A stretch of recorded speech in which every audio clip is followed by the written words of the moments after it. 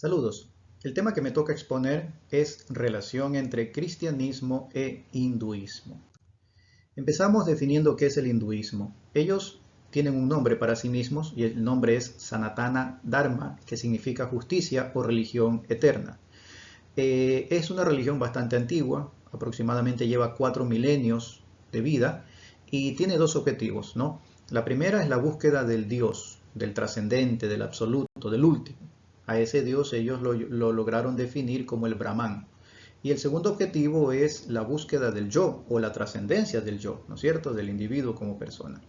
El hinduismo está basado en tres cuerpos o tres grupos de textos sagrados que se fueron escribiendo a lo largo del tiempo. El primer grupo, los escritos de Veda; el segundo grupo, los escritos de Upanishad; y el tercer grupo, los escritos de Bhagavad Gita. Empecemos con el primero. ¿Cuál fue el concepto religioso de los textos Veda? La religión en esa primera parte, en los inicios del hinduismo, era politeísta, ¿no es cierto?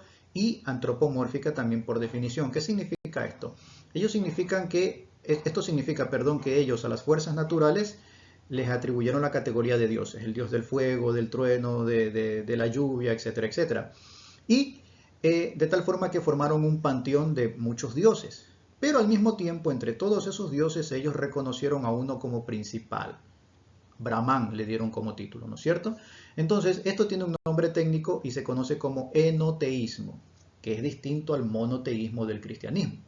El enoteísmo reconoce varios dioses, pero entre esos varios dioses, uno como principal. Y ese fue el origen del primer concepto religioso o idea religiosa del hinduismo. Avanzamos al segundo grupo de textos, los Upanishad, y vamos a ver cuál fue el concepto de Dios en este segundo grupo de textos. Bueno, en este segundo grupo ellos se adentran y hacen filosofía en el concepto del que sobresale, del Brahman, ¿sí? El absoluto, el trascendente.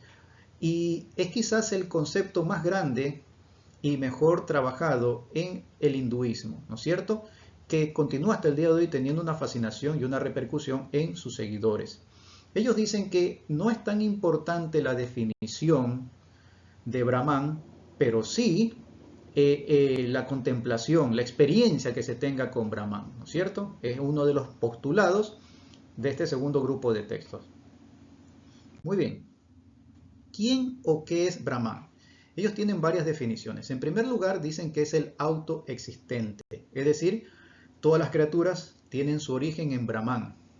Él es Padre, Señor de todas las criaturas. Brahman resume en sí mismo todas las realidades del cosmos. Si San Juan dice que en el principio era el Verbo, el Upanishad afirma que en el principio era Brahman.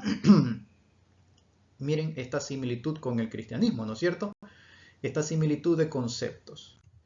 También para ellos, en este segundo grupo de textos, Brahman es el absoluto o es absoluto misterio. Brahman no es comprensible con las categorías humanas, definen ellos, o define el hinduismo. No con la palabra, no con el pensamiento, no con la vista es Brahman comprensible. Brahman es. Y esto es también muy interesante porque esta es una definición similar a la que Dios hace en el Éxodo, a Moisés. Yo soy el que soy. El hinduismo frente a Brahman dice Brahman es. Y así lo define simplemente, ¿no? Como el absoluto. En tercer lugar, lo definen como la totalidad de la realidad, como el que es verdaderamente, el inmortal, el imperecedero, ve pero no es visto, comprende pero no es comprensible, ¿no es cierto? Y ellos dicen que Brahman es la totalidad de la realidad y que está fuera de todo pensamiento empírico que los seres humanos puedan determinar.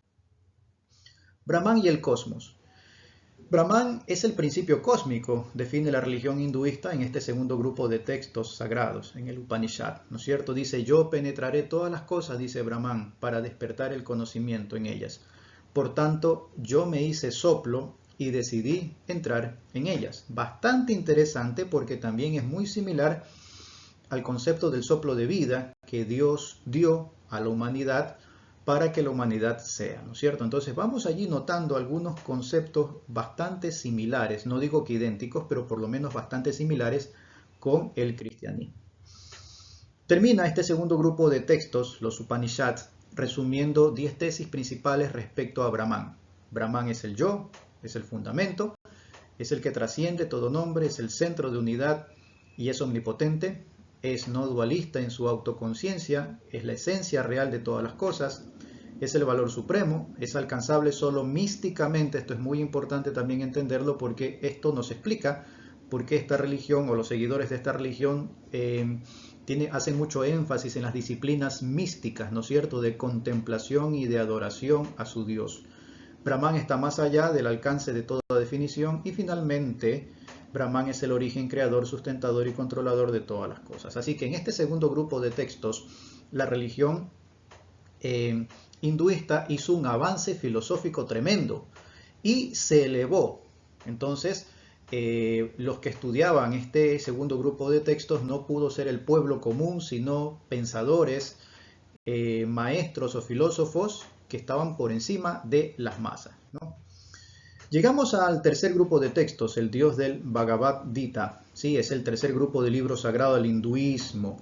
Y en este tercer grupo se busca a Dios desde el concepto de un Dios antropomórfico y personificado de las fuerzas de la naturaleza.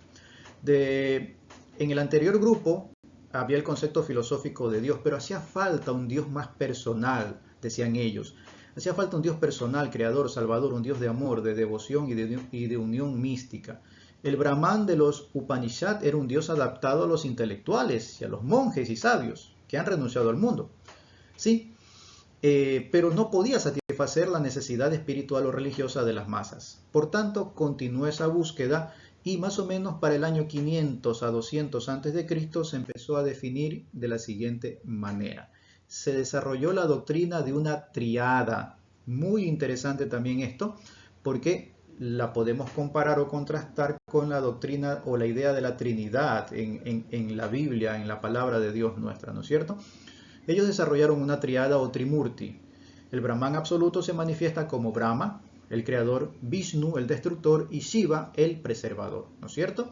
De esa forma entonces va asumiendo o va teniendo el Brahman ya un acercamiento más antropomórfico a la humanidad. Ya no es solamente un concepto, una idea, sino que va teniendo una representación más explicable o más entendible para las masas, ¿no es cierto?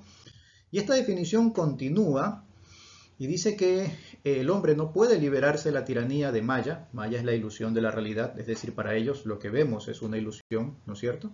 Y tampoco el hombre puede liberarse de la consecuencia del karma, las consecuencias de los actos, ¿sí?